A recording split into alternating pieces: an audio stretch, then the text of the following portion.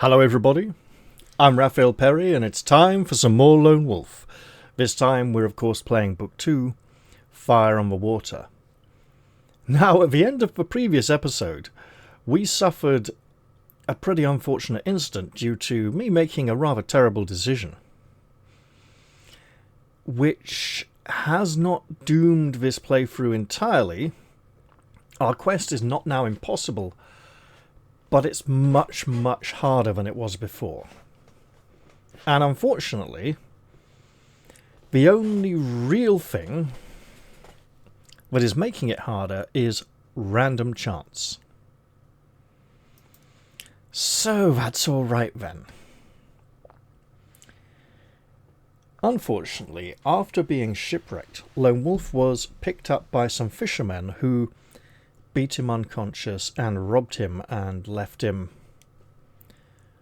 on the docks in the city of Raggadorn.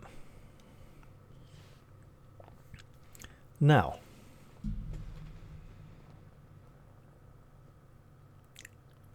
I will of course be rereading this section, but when I do, I want to redirect your attention to this first sentence. In the novelizations, which were written somewhat later and only really cover the first 5 or 6 books from what I'm aware, the fishermen don't just rob Lone Wolf, they murder him, and he is dead.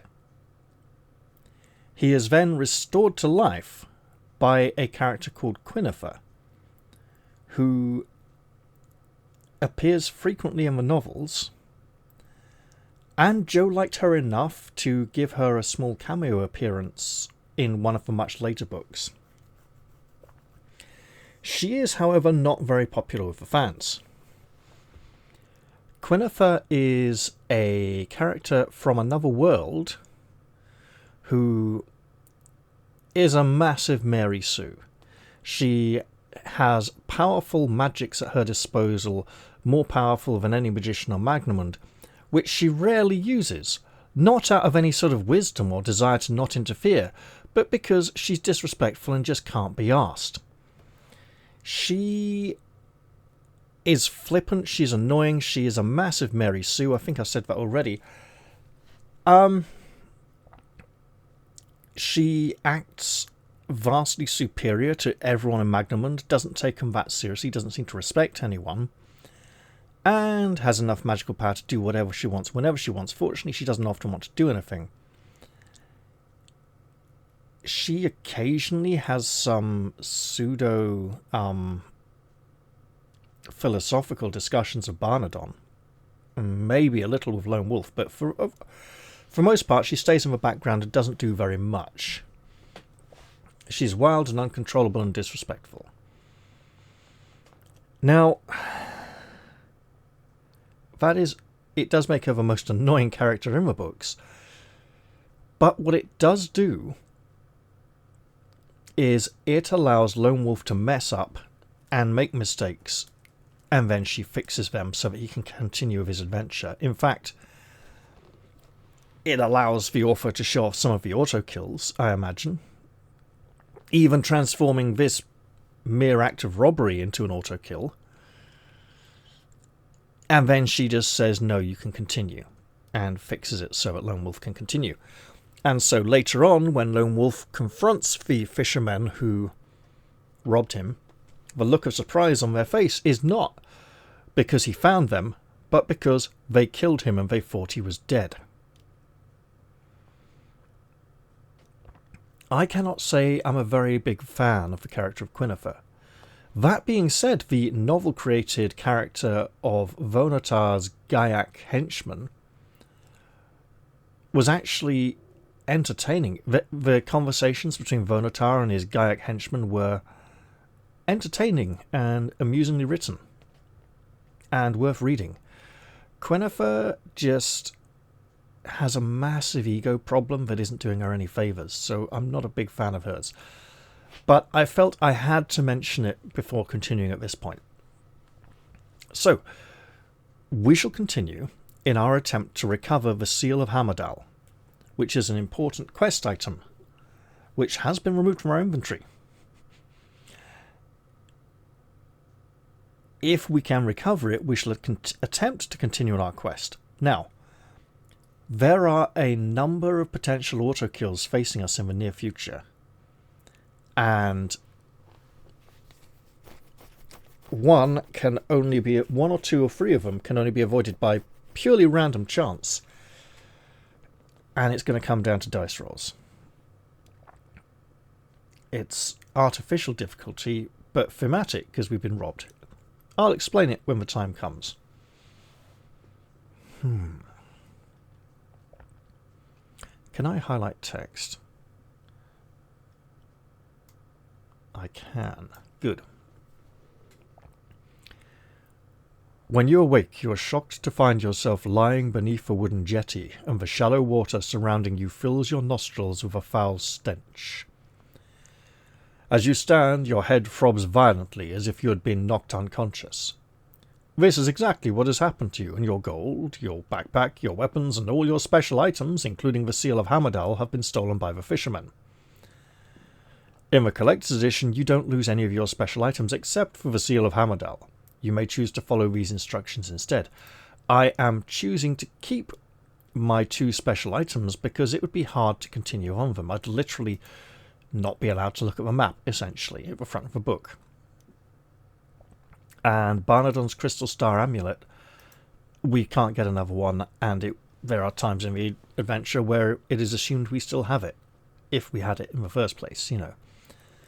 So, with a groan of despair, you climb out of the slimy water and pull yourself onto the jetty. Looking up, you see a faded sign.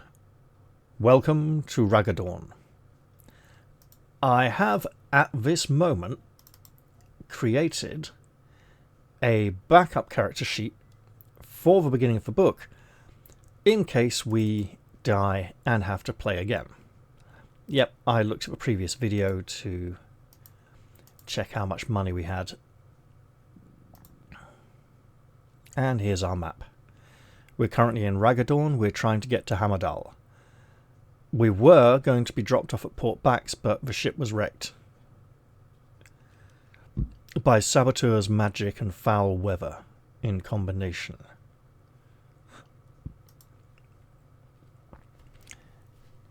You fear the rumours about this place are true.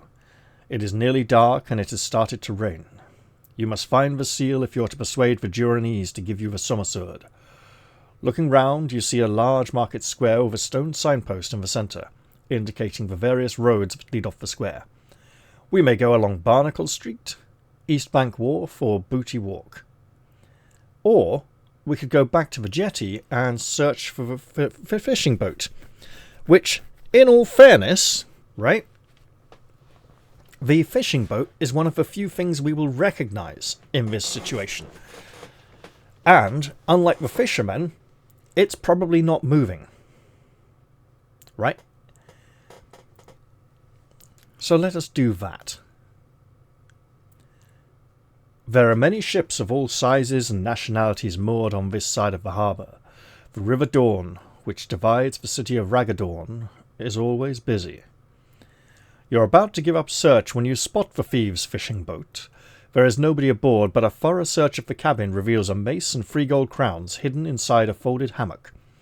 The hammock bears a label that reads, North Star Tavern, Barnacle Street.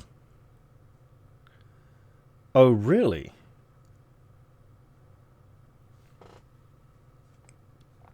Let's take a moment to record our mace and 3 gold crowns. So we may now head along Barnacle Street, East Bank Wharf, or Booty Walk. So the hammock came from Barnacle Street, right? That doesn't mean that's where they've gone. It would make sense. However, if I had just robbed someone at sea, possibly even plundered people in another boat, or picked up some loot from a shipwreck, I would want to go down Booty Walk to sell my precious booty. Not that kind, Americans. You pass several narrow warehouses lining the waterfront and reach the harbour wall. Here the road bears sharply to the right into Tomb Street. Marching along the centre of these streets are 4 heavily armed guards. Rather than be stopped and possibly arrested by these soldiers, you dodge into an alley off to your right. The guards suddenly halt opposite the alley entrance. If one of them should turn his head, you will be spotted for sure. Behind you is a small window leading into a crowded tavern. Without a second's hesitation, you climb through the window as quickly as possible. We may actually be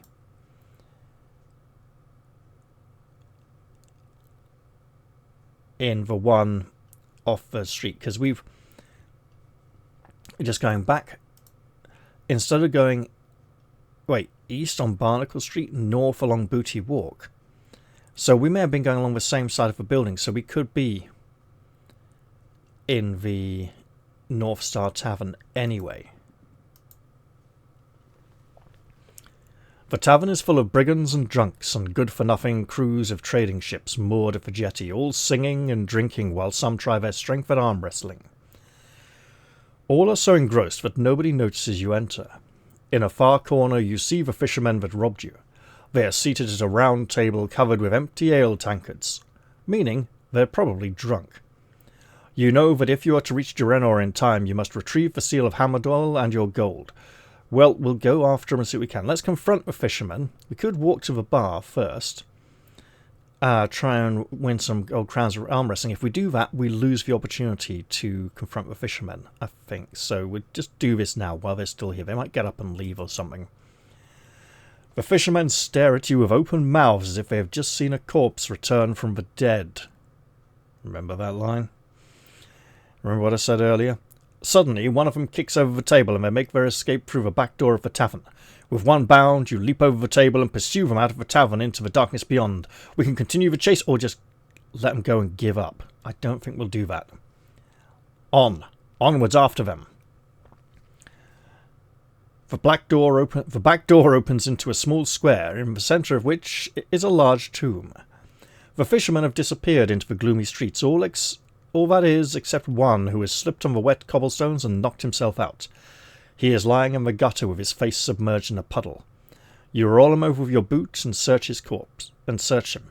You find 5 gold crowns, a dagger, and to your great relief, the seal of Hamadal on his finger. Mark on your action chart those items you take with you and continue. Now, we do have tracking. Okay, so 5 gold crowns. We have the seal of Hamadal back.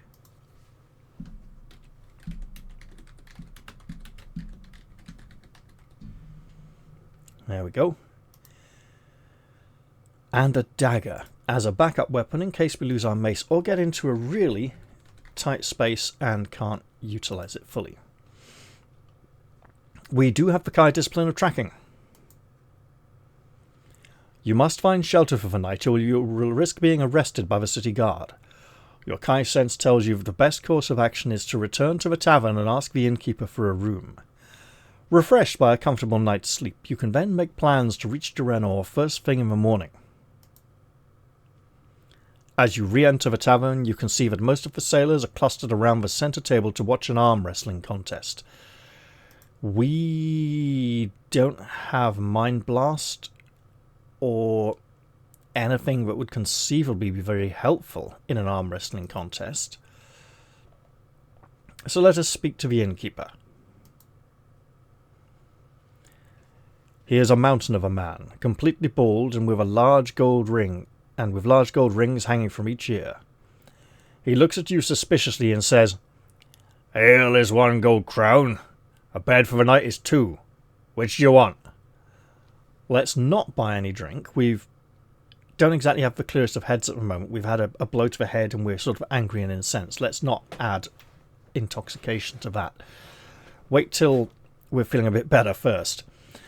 We could stay here for the night, or if you want neither, merely wish to. No, we'll hire a bed for the night. 2 gold crowns it is. Wait, 5 and 3 is 8, isn't it? Yes. 5 and 3 is 8, so we now have 6 gold crowns remaining. And that is going to be a very important number in the near future. The innkeeper hands you a key. Room 4. Second left at the top of the stairs. I expect you out an hour after dawn. Your room contains nothing more than a bed, a chair and a small table.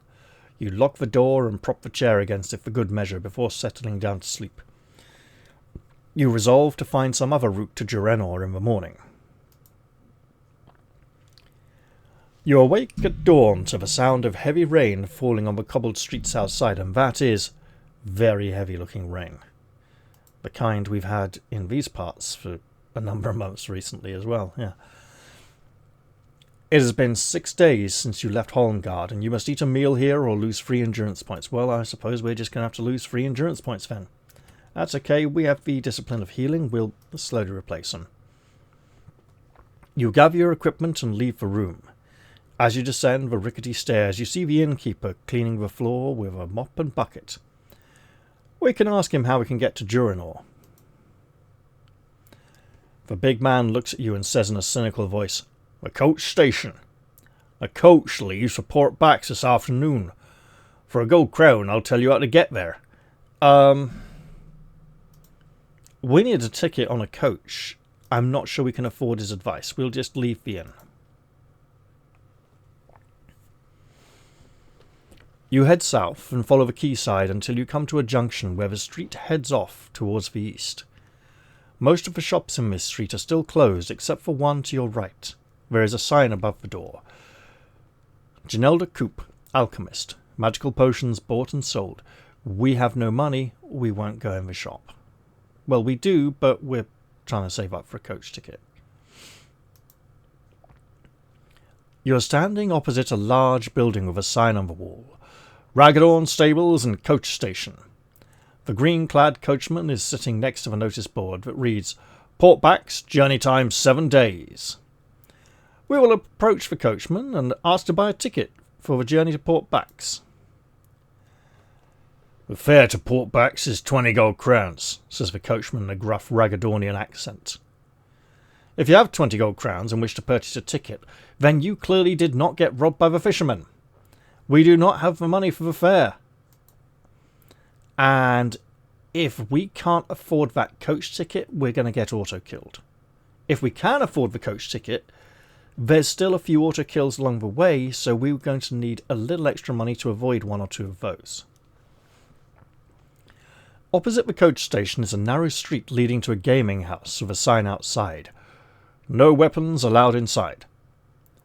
You're excited by the chance of being able to win some gold and you quickly enter. Any weapons you may have must be left with a guard at the door. You can recover your weapons when you decide to leave. Do not erase them from your action chart. You are given a silver token worth 1 gold piece that can only be used in this gaming house. You only receive the free silver token once, regardless of how many times you may enter the gaming house. So, first time, first time winner's luck. It's to encourage us to spend all our money. The entrance hall opens out into a huge room where many gambling games are in progress. One that catches your eye is called Cartwheel. At one end of a long gaming table, an attractive young woman spins a black dish divided into 10 sections marked from nothing to 9. As the dish spins, she drops a small silver ball into it, which eventually comes to rest in one of the numbered sections. Several merchants are seated around the table and they are betting heavily on the fall of the silver ball. To play Cartwheel, you must first decide the number you would like to bet on, and just how many gold crowns you would like to stake. We only have 6. We can't afford to bet more than 1 at a time. Make a note of these numbers and then pick a number from the random number table, which I'm going to open for a reason that will become readily apparent. Okay? If you pick exactly the same number, you win 8 gold crowns for every 1 gold crown that you gamble. 1 in 10 chance. If the number you pick is immediately before or after the correct choice, you win 5 gold crowns for every 1 gold crown that you stake. Note that 0 sits between 9 and 1 in the cartwheel, because it goes round in a circle, and it's like 9, 10, 11, so 9, 0, 1, right? There is a limit to how much you can win at this table, 40 gold crowns. You may play as many rounds of cartwheel as you wish until either you lose all your gold crowns or you decide to pick up your winnings, maximum of 40 gold crowns. Well, we need at least 14 more for the coach ticket and even more besides. Now, it is a random number. However, the random number table, you're supposed to close your eyes and pick a number. However,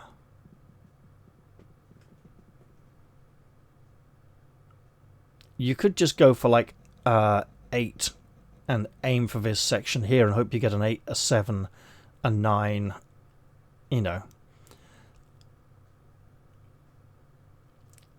You could essentially memorize the table and, while still closing your eyes, aim for certain numbers. And even find numbers on the table that are adjacent. There are a lot of 7s next to this 8, for example, right? So while random, there's a controlled element to the randomness, whereas we'll just be using map tools dice and suffering the consequences. Now,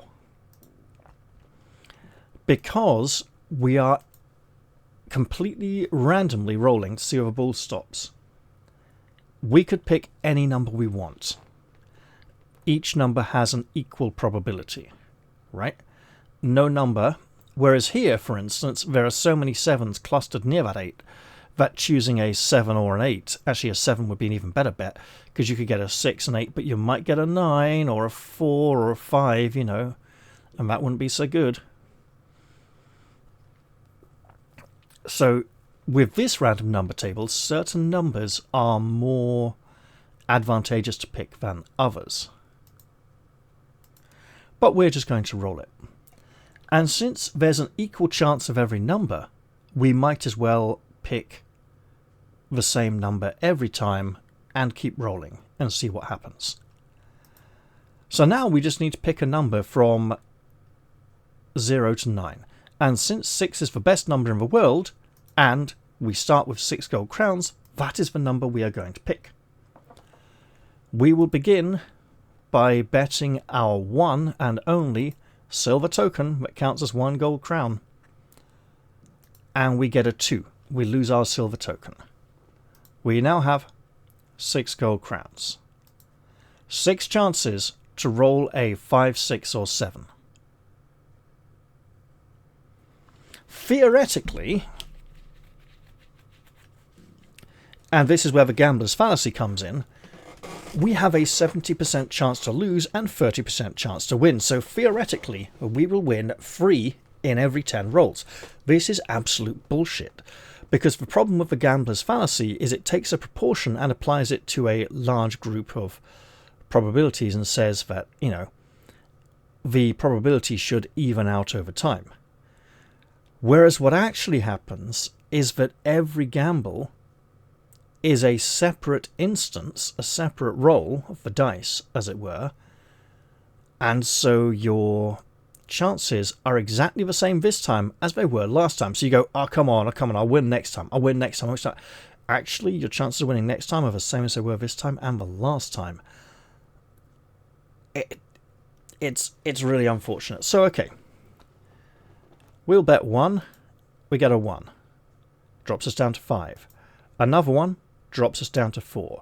We are well on the way to being truly shagged. Bet 1 more down to 3. Oh, look. Map Tools hates us. 1 more takes us down to 2. But we win back 5, which takes us up to 7. Because I'm reasonably sure that our winnings does not include our original stake. So now that we're on 7, we bet 1 again. And we get a 6. Ooh, we get 8. So 7 more puts us on 14. Things are starting to look up. Alright. 1 more knocks us down to 13 because we lose. And we'll Do another one for 12. And we get a 6 again. Excellent. 8 puts us now on 20. We can now afford the coach ticket.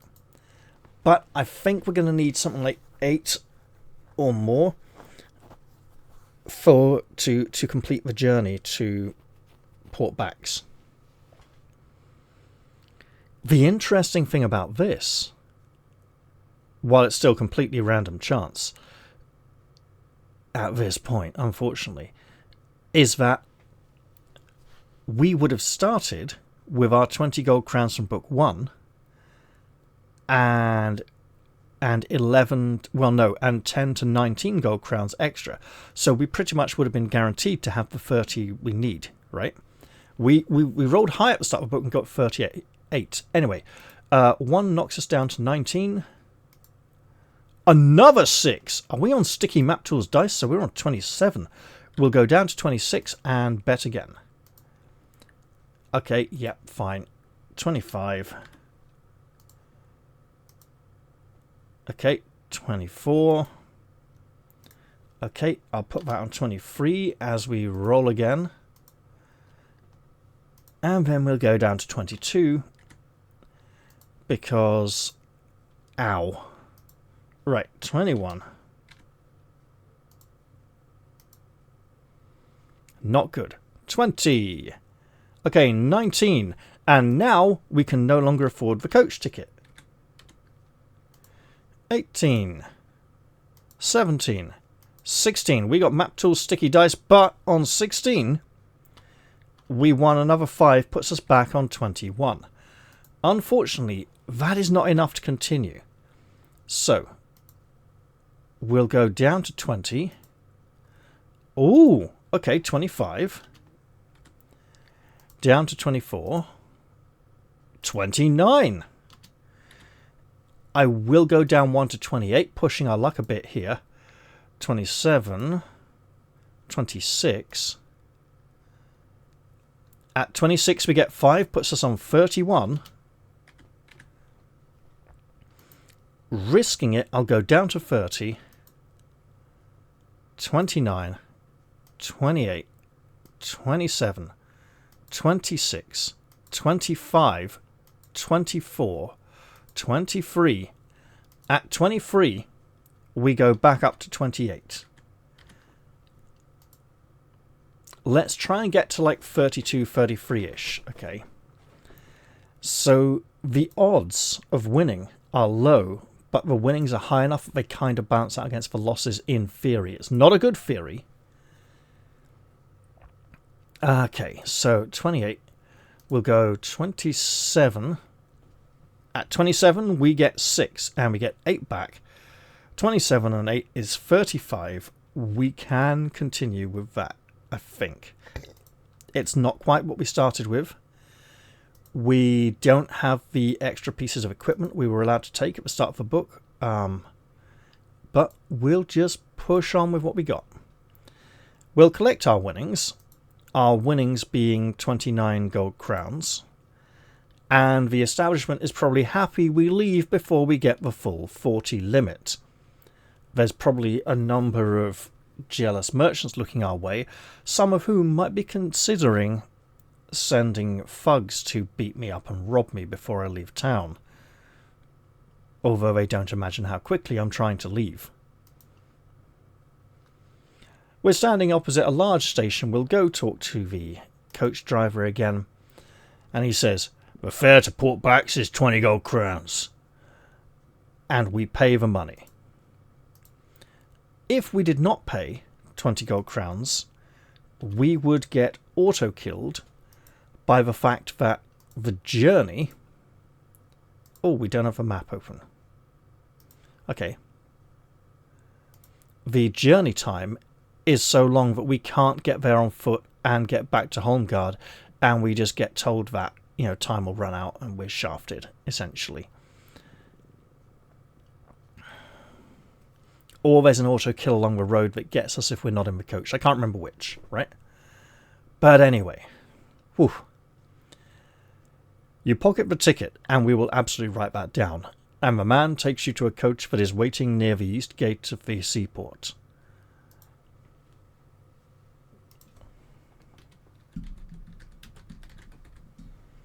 Now this is interesting, for a reason, but it is empty and you take a seat near one of its circular windows. You are relieved to find that the seat is quite comfortable, for the journey to Port Bax will take 7 days. Stowing your equipment beneath the seat, you settle back in comfort and doze off. When you awake, there are 5 other passengers and the journey to Draenor has finally begun. Pick a number from a random number table. Usually whenever you just do a random dice roll, unless it's a life or death moment of, like, you know, running out of a trap before you get killed, it's just a random encounter essentially. So it's not a matter of life and death. We roll a 7. Okay. After only half an hour, the coach is stopped by some armed horsemen. They wear the black ship and red crest emblem of Lachlan, the overlord of Raggadorn. They demand gold in payment for what they call exit taxes, 1 crown from each passenger. The other travellers each pay a crown on a small plate, and each place a crown on a small plate and hand it to you. We will pay the tax, which is blatantly not a tax, and the coach will be allowed to go on its way. Otherwise, we would have no money and be in big trouble. During the course of the afternoon's journey, you chat with your fellow travellers and learn about their backgrounds.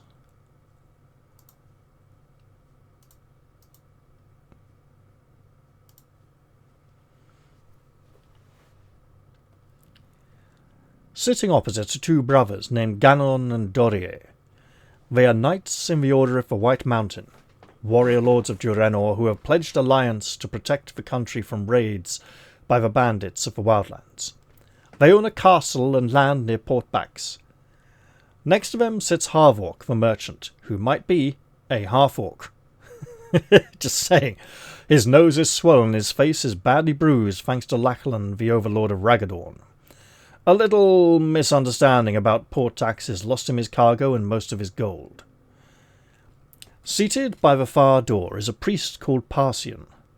Like you, he is a Somlending who has journeyed across the Wildlands by coach on his way to Port Bax. Beside you sits a young woman called Viveka. She is a mercenary adventuress who earns her gold by fighting for it, and she sells her services to the highest bidder. She is returning to Port Bax, having collected payment for a successful adventure in Raggadorn. I'm going to keep this picture here so we can refer to our guests, our fellow travellers, along the journey. Not wishing to reveal your true identity, you have pretended to be a simple peasant. The travellers seem unaware of the war that now rages in Sommerlund, including Parsion, the Somlending priest from our homeland, who's unaware our country is under attack. Now, even if he hasn't freshly come from Sommerlund, he would be interested in news and rumours, and it's only been about half a week. Remember, this is not the Elder Scrolls, right? We're not playing Oblivion, where NPCs know about things you have done and things that have happened before anyone had time to witness it and get back to the nearest settlement and distribute news. The newspaper has already been written and published. Everyone knows everything. They're all psychic, although they pronounce it Sigic for some reason. At dusk, the coach stops at an inn on the coast road to Port Bax. The cost of a room for the night is 1 gold crown for each pass. Oh God, I haven't been healing. Well, it's been far more than 3 sections since we had a meal. Since we last had a call for a meal. So, the cost of a room for the night is 1 gold crown for each passenger and 3 gold crowns for anyone else. Look. 1, 2, 3 sections.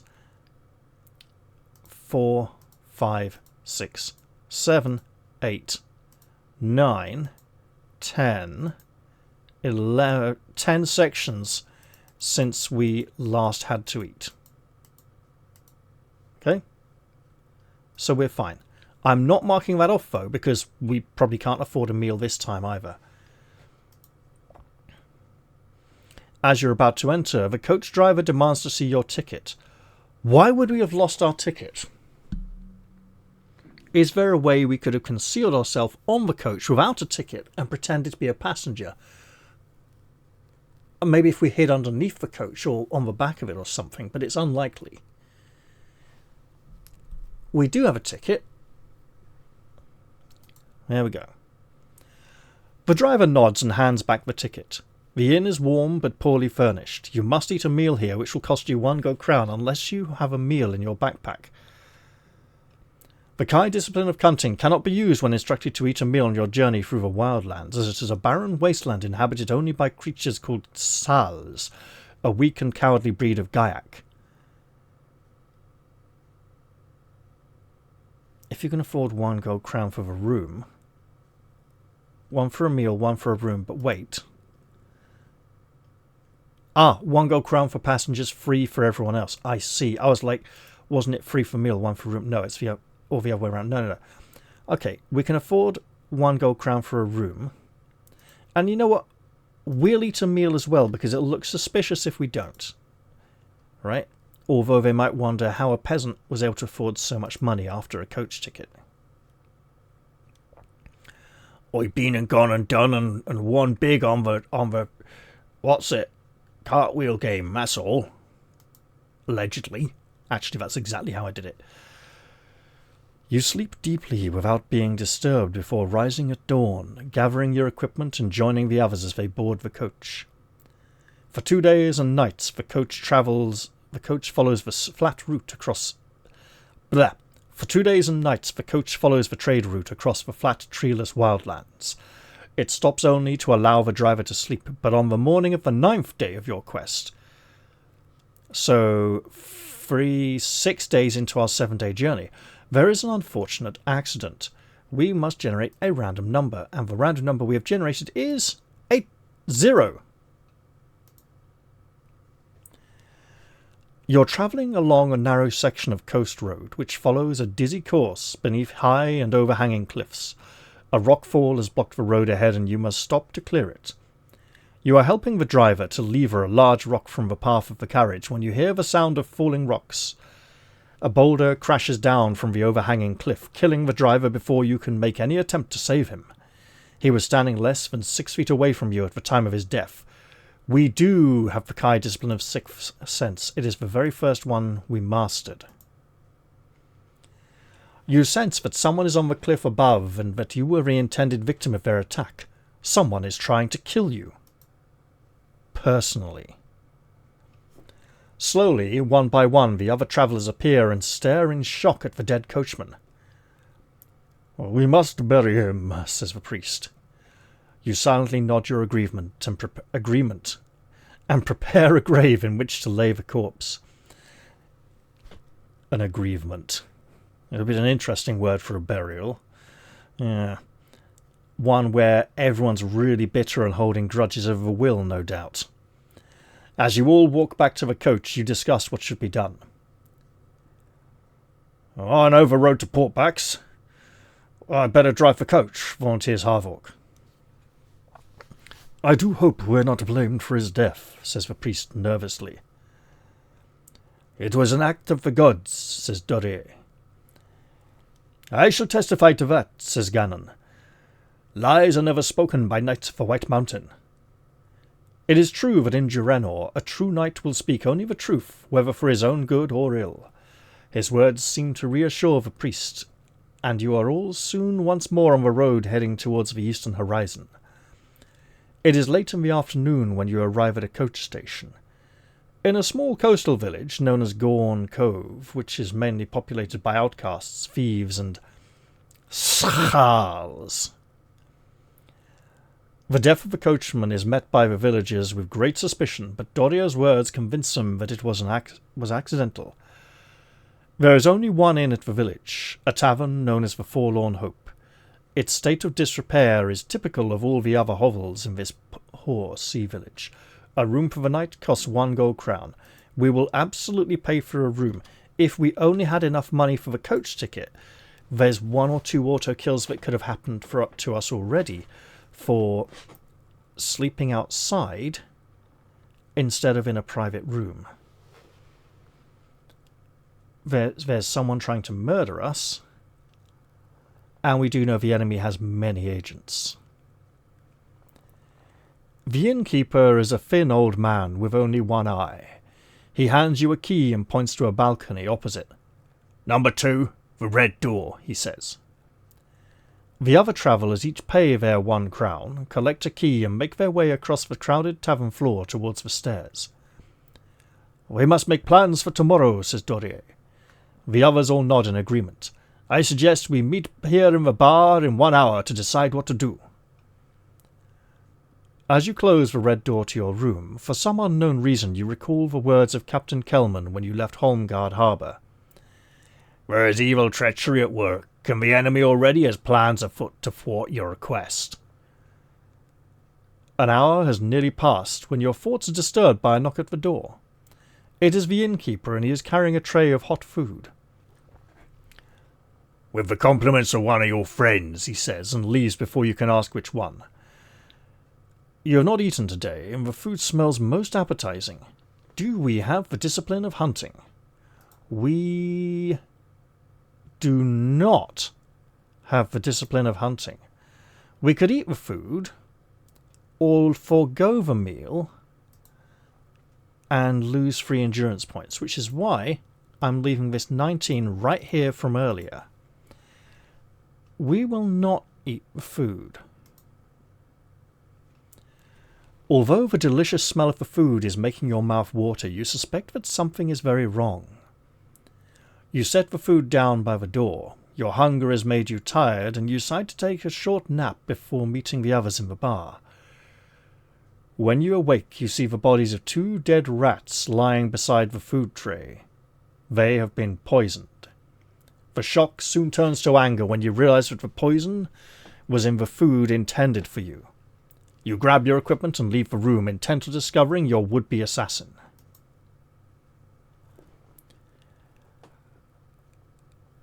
By the time you reach the bar, the others are all seated at a large table awaiting your appearance. Drawing closer to the table, you realize you have found your would-be assassin. You will have to attack without giving any warning to your enemy, so study your fellow travellers carefully and make your decision. This was the very first 2-page illustration in the entire series. And we are going to open this picture. Bam. There we are. Right?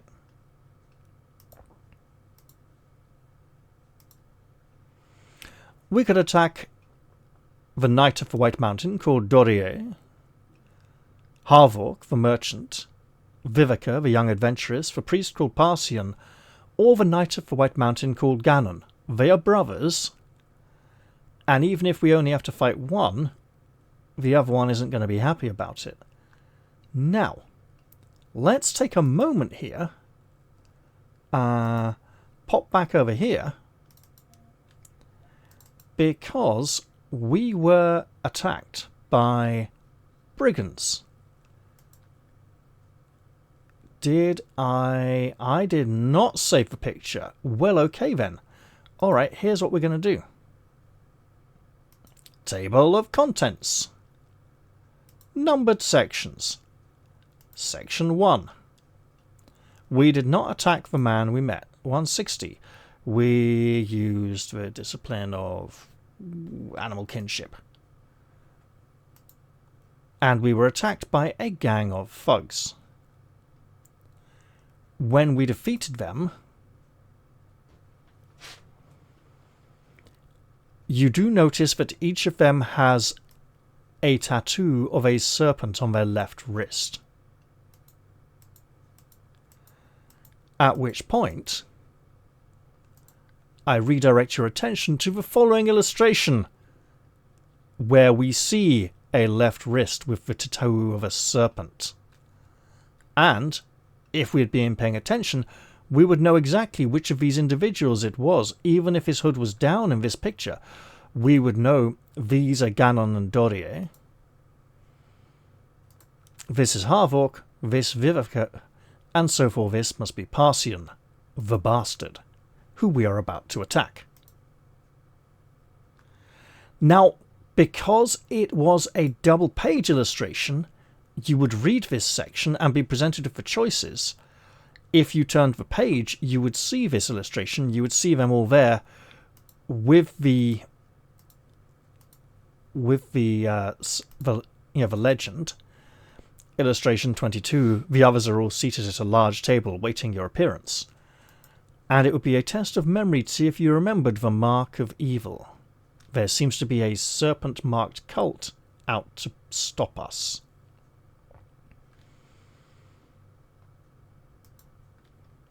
The priest does not seem to be surprised by your attack, and he draws a black sword from beneath his robes.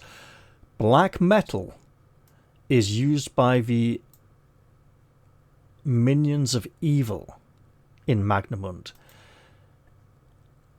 We don't know if it's to do with, if they do it because it looks black and so it looks scary and nasty, or if it's something about the metal in the Darklands, or something about the forging techniques of the Gyaks, who, and probably some Drakarim who work for forges as well, right? So we don't know if they want it to be that way or if it's filled with evil magics. We do know that often Lone Wolf is not allowed to pick up the weapons of enemies that he defeats. And he never takes black weapons. Black metal weapons. In the novels, it is revealed that, Lone Wolf, being a psychic person, is sensitive to psychic auras and psychic resonance. And when his hand comes close to weapons made of black metal, he can sense all of the evil and nastiness latent, remaining attached to that item from the person who's owned it previously. And it repulses him and revolts him, and he's just like, no, I'm not going to touch that, so he cannot bring himself to touch these things. Parsion the priest has a combat skill of 16 and an endurance of 23. We have a combat skill of 19, and we're going to fuck him up with a mace, because there's enough room in this bar to swing a mace. We're not in a narrow alley or something using a dagger. So, we are fighting at +3, and he has 23 endurance points. So we are going to want the combat resolution table, which I should blatantly just pop in here, but I believe I have a nicer one. It's the same, it's just a bit prettier. Where's it going to be now? Here's action chart.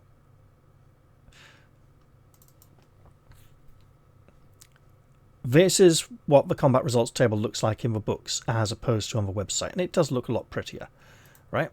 So what I'm going to do, that's a JPEG. Oh, perfect. Okay, background object. Just close the dice roller for a moment. We will shunt our way sideways. Drag that in. Plop it down there. Zoom out a little.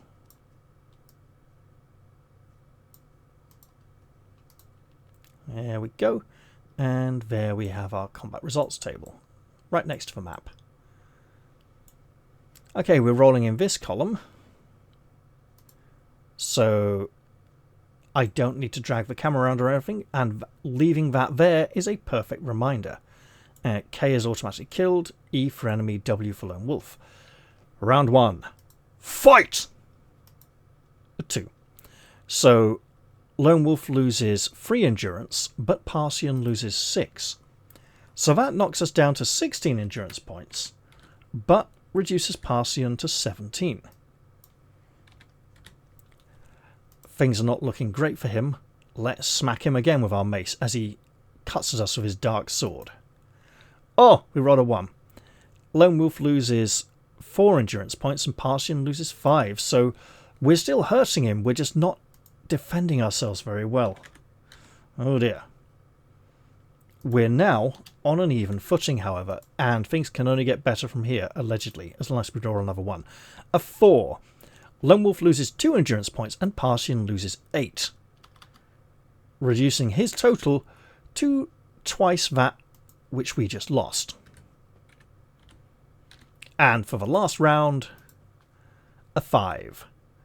Lone Wolf loses 2 endurance points, and the 10 points we do is massive overkill. Parthian, the traitor, is defeated. It probably wasn't even his real name.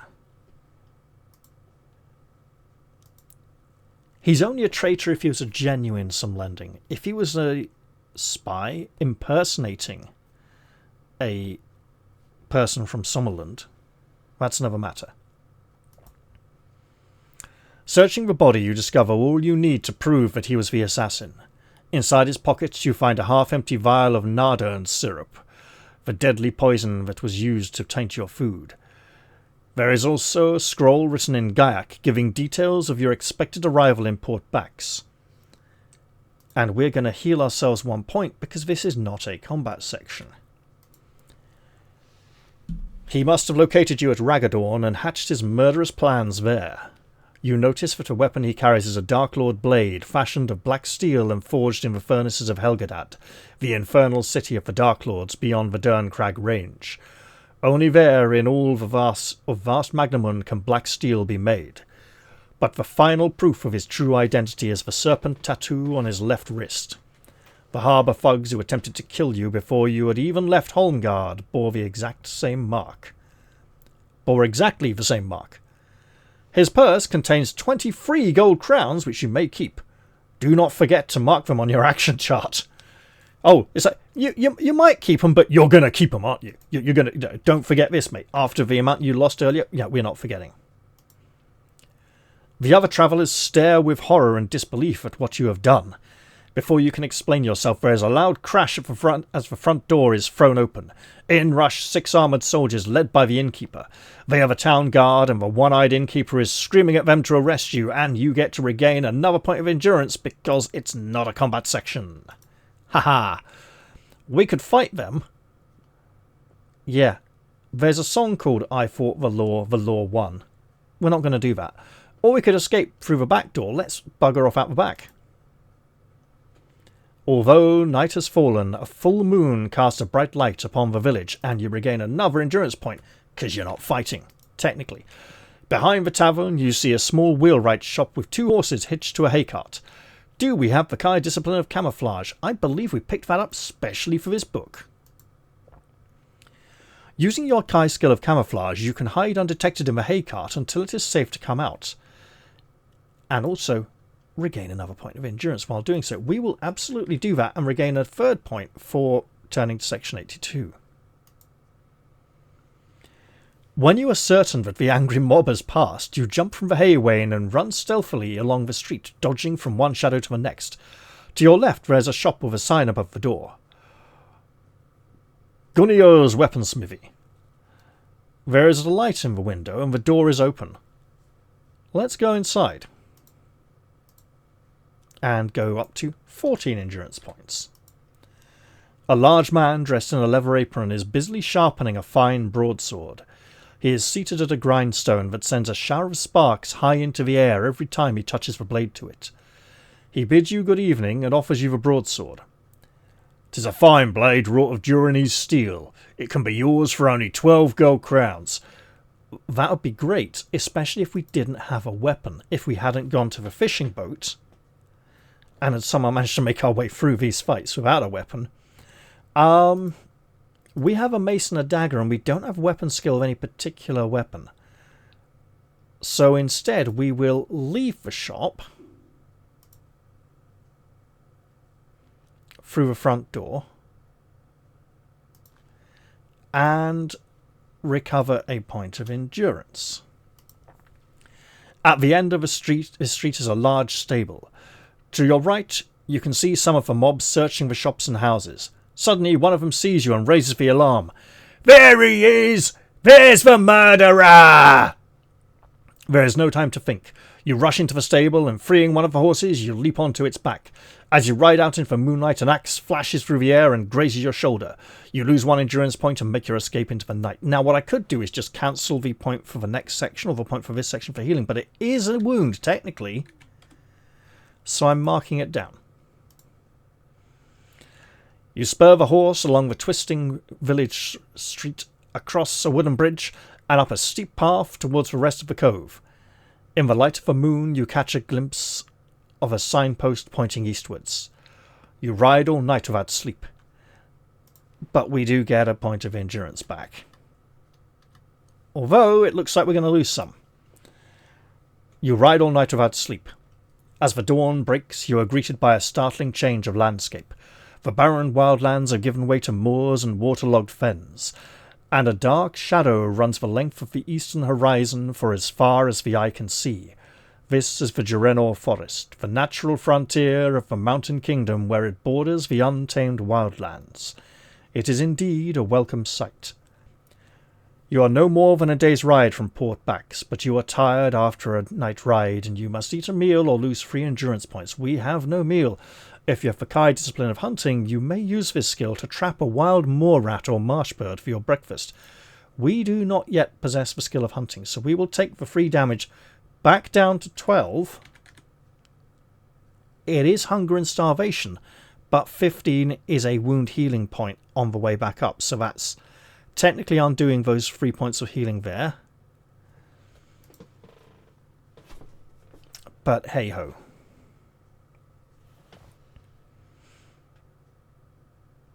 After an hour's ride, you come to a fork in the road. There is no signpost, so fighting fantasy rule, we go to the left. And we will reclaim a point back up to 13. Which is above the 12, but not above the 15. The road follows a course along a high, grassy ridge for many miles before turning northwards to the coast. You pass a village where the houses curve in a circle around a large pond of stagnant water. As you ride through, a gaggle of Sal children come running towards you, shouting and throwing stones. You descend into the deep valley beyond, and gradually the moor gives way to richer land that has been cleared and ploughed. The hillside opposite is heavily wooded. You are not far from the coast, and you can see the tall cliffs with their multicoloured bands of rock jutting out into the ocean. Then, just as you are passing through a small copse, you hear desperate cries of help off to the right. We could aid the people in trouble, or bugger off and go, no, you can suffer. No, we will help.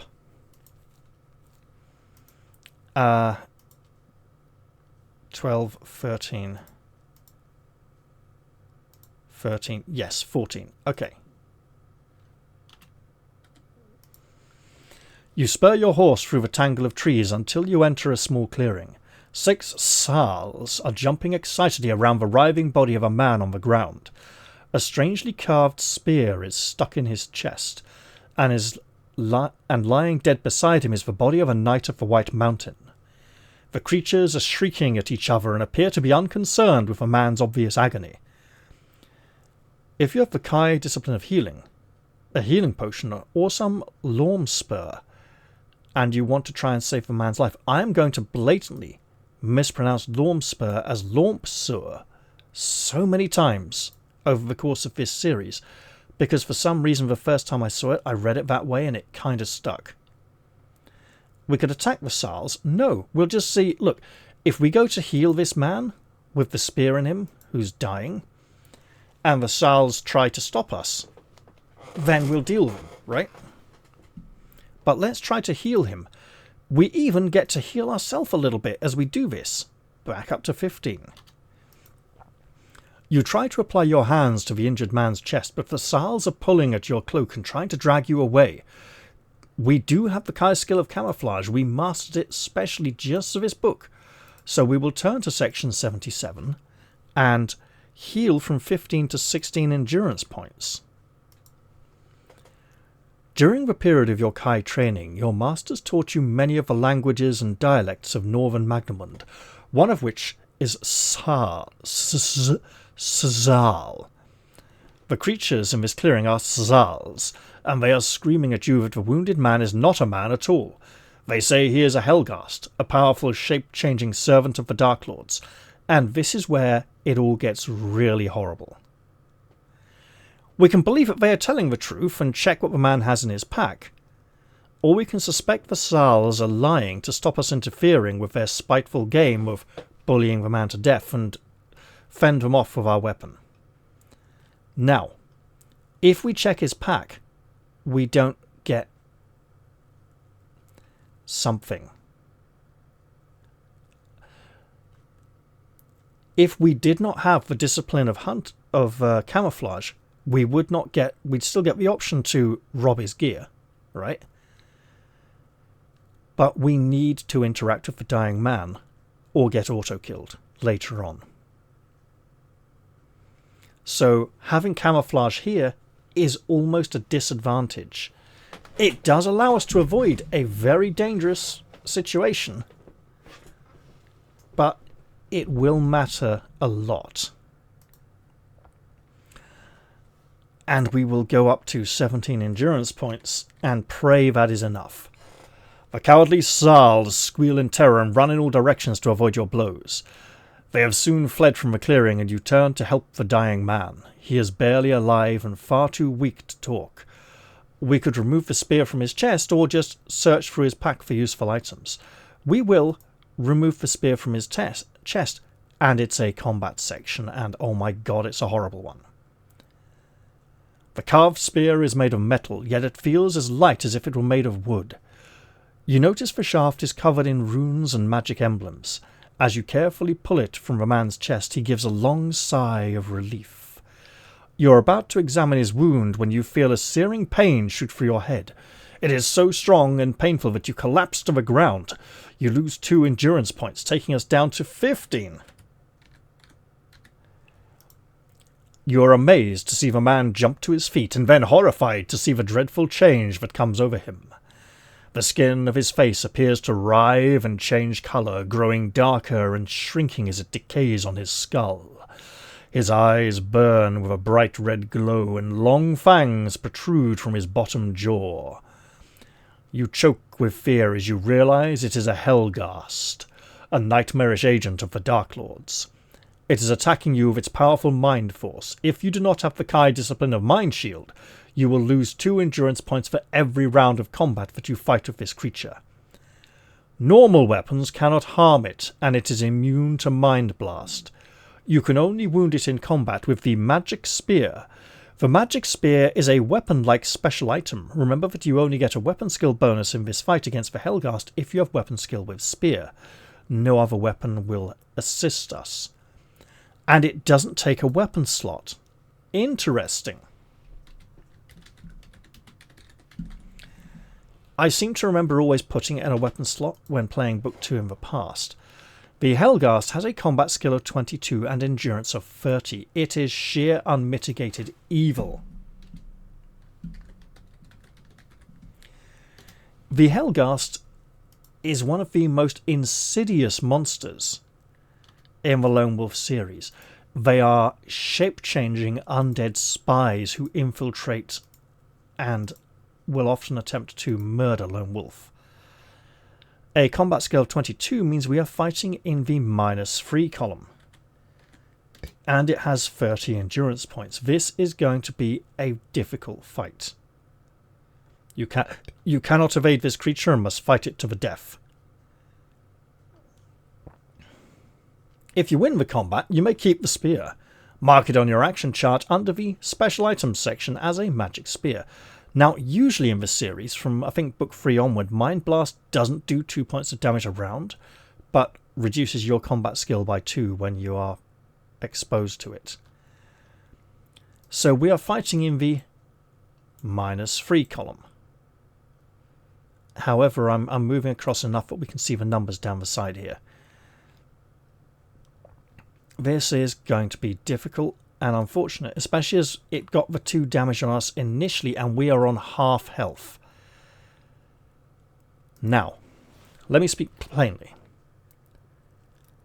there is a section of the adventure coming up which is rather reminiscent of the hobbits running from the fleeing from the Black Riders on the way from the Shire all the way to Rivendell in The Lord of the Rings.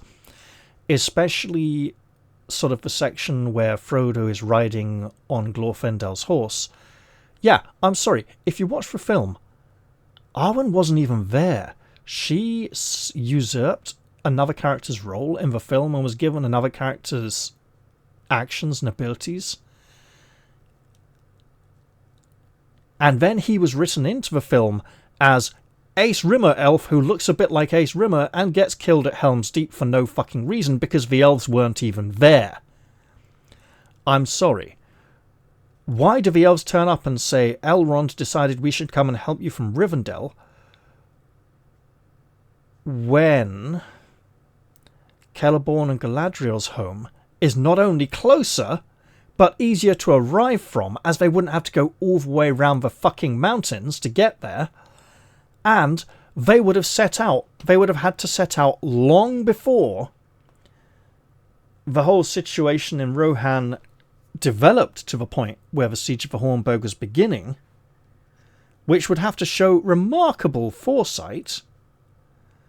It's just a great big fuck you to anyone with a brain, really. There was one elf at Helm's Deep, and he was fucking awesome. But he wasn't a whole bunch of elven archers who turned up for no fucking reason. And then suddenly stopped existing when Lord Theoden rode out. They didn't help at all then. They were just like, no, we're not here anymore. Shouldn't have been there in the first place. And you know why those elves are there in the film? You know why? Because originally they wanted to have Arwen turn up at Helm's Deep with a unit of elves and have her shooting arrows at the orcs during the attack.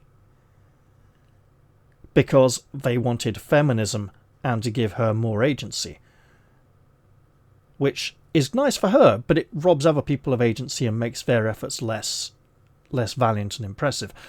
I'm glad they didn't drag her into that, because it would have been diverging even more from the source material and it would have felt rather disrespectful. Just like the scene where Pippin is holding the Palantir and there are fucking flames all round it and going round him. Fuck off! No, magic in Middle-earth isn't often that visible. It's much more subtle than that. They just want to make things more visible for the films. Anyway, I'm stalling, I'm wasting time. We have a nasty fight against a Helghast which could kill us. Now,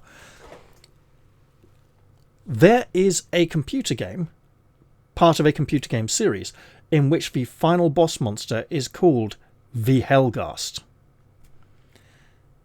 And before you go, oh god, Joe Deaver totally ripped off the name of that monster when he wrote this book like 20 fucking years before that game came out, or 25 years before that game came out. No. He designed a lot of the levels for that game, and he let them use the name of the Helghast for their final monster to make, because it sounded like a really awesome name for a big nasty boss monster.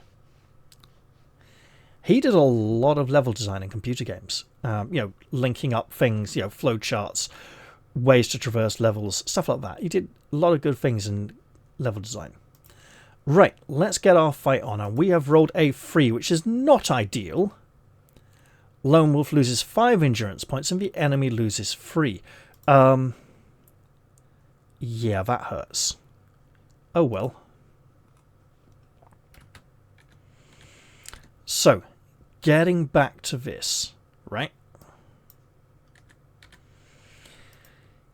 It is possible to avoid this point by heeding the warning of the Zaals. It is possible to avoid a few other Helghasts in the adventure by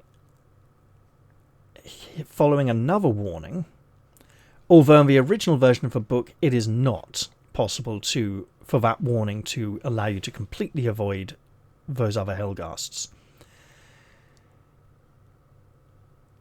Each of which, every Helghast will auto-kill you if you don't have the magic spear.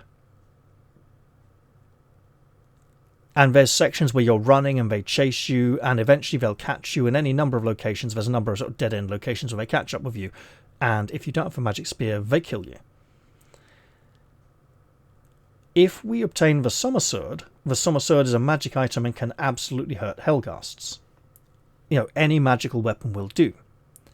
For now, we have the magic spear. It doesn't enhance our combat abilities, it just lets us hurt things that need to be hurt by magic weapons. Let's go for another round of combat, and it's going to hurt. A 9! Excellent! Lone Wolf loses no endurance points, and the Helghast loses 9, taking it down to 16 as opposed to our 10. That's great. We could do with a few more good rolls like that. We roll a 6, which is kind of middling. Lone Wolf loses 3 endurance points, and the Helghast loses 6. We are now down to 7. The Helghast has been reduced to 10. Cutting it a bit fine here. Let's roll again. We get a 3. Oh dear. Lone Wolf loses 5 endurance points. Oh my god. Okay. And the Helghast loses 3, reducing it to 7. Okay, final roll. All or nothing. A 2. Lone Wolf loses 5 endurance points. The Helghast loses 2. It has been reduced to 5 endurance points, but we are sadly defeated. Dead. Doesn't really matter how far below nothing we got to nothing. So we have been defeated. As I mentioned, it is possible to avoid the Helghasts in the later editions of the book. In the earlier editions, it is not possible to avoid all of them before reaching the Sommerswerd. It's not nice. It's not pretty. I do know that in the Mongoose edition, the workaround does let you avoid all the Helghasts. But generally, in the original version of the book that I'm used to playing, you have to get the magic spear and fight this Helghast to get it, just to be able to get to the Sommerswerd itself. Otherwise, you are well and truly shagged. So, when I said there were 2 or maybe 3 auto kills that I distinctly remembered in this book, none of them were to do with the fisherman. The first one was to do with a vague memory that there were 2 ways to traverse this distance between Raggadorn and Hammerdal and Port Bax. I couldn't remember which was which. I couldn't remember if one was by land or one was by sea, but I knew that taking the incorrect route would result in an auto kill. In this case, it turns out the incorrect route is to not afford the coach ticket and to walk along the road all the way. The second auto kill I'd remembered was in a tunnel through the mountains that surround Hammerdal. There is a Helghast pretending to be a dead body lying on the ground. If we don't have a magic spear when it gets up to attack us, we die.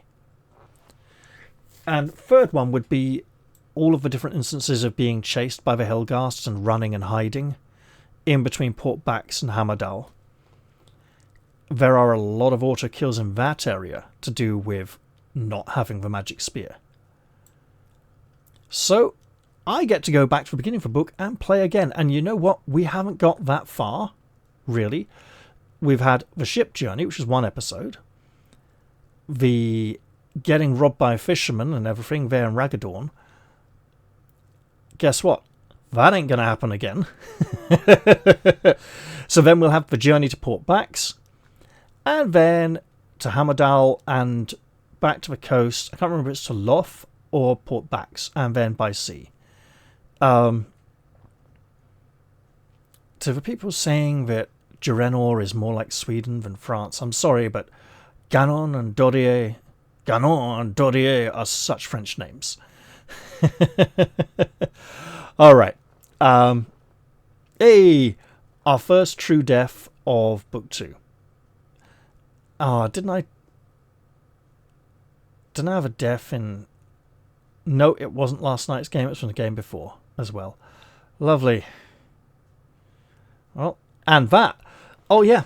Yeah, I died in book 6 of Way of the Tiger because I misread the section.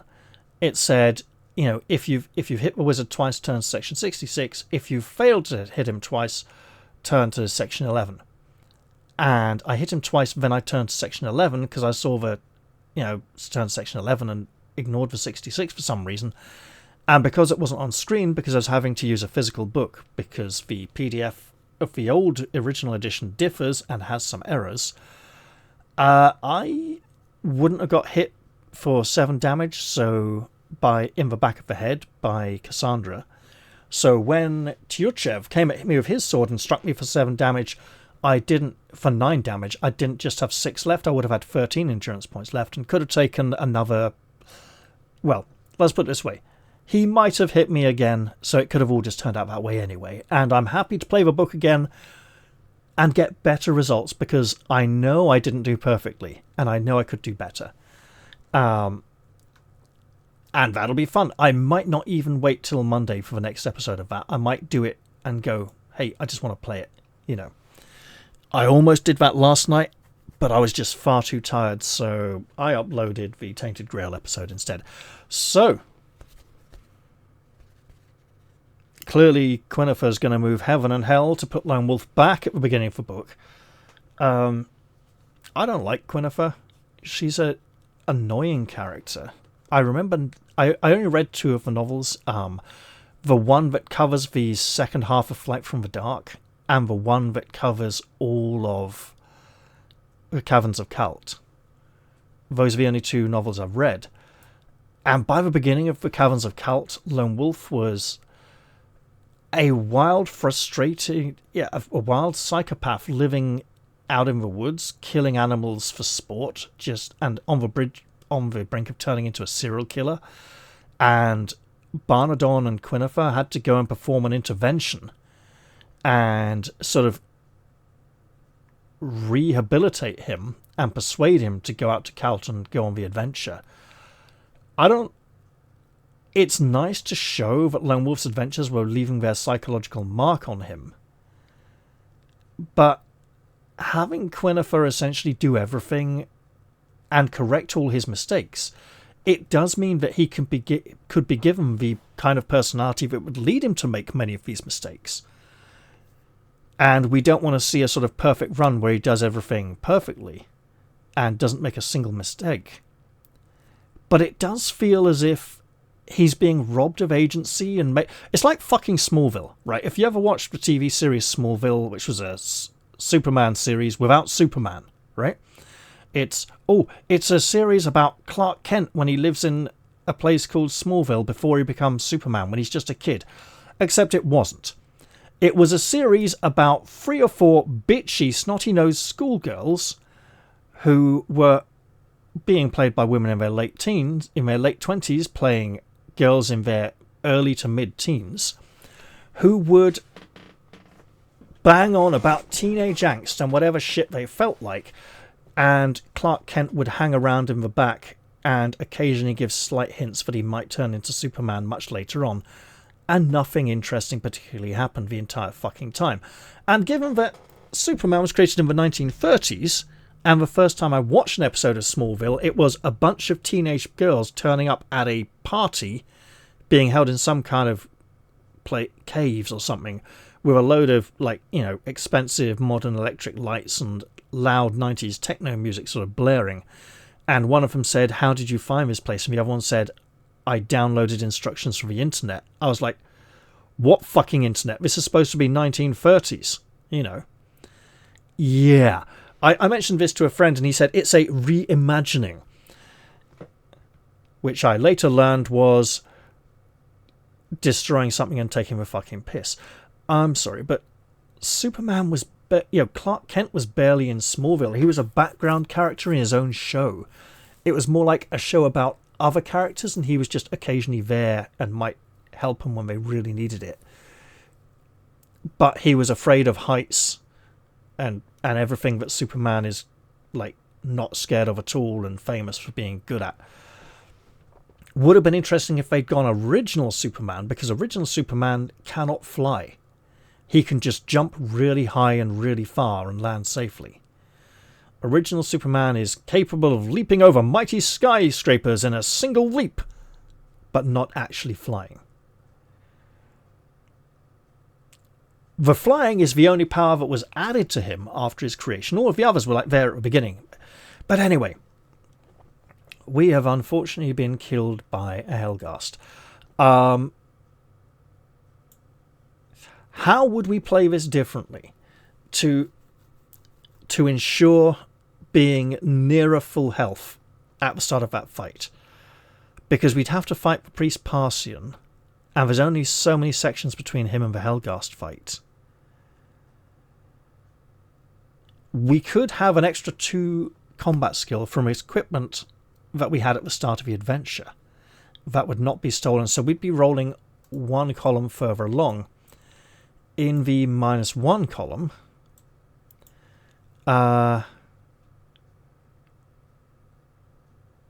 so we're seeing on a 1 point difference for each. 2, enemy takes 1 more. 3, 1 diff each. 1 each. 1 each. Yeah, so generally we'd be taking 1 less damage and dealing 1 more damage every round, unless we rolled a 1. And that would have helped us a lot. So yeah, I'm going to look forward to the next episode. Hope you will too. There'll be some replaying. I'm not going to skip over stuff because the sea journey from Holmgard to Raggadorn is completely random, with the sort of fixed point of the shipwreck at the end. There's a number of different versions of the saboteur doing stuff and enemies coming to attack us and magical spells and things being sent our way.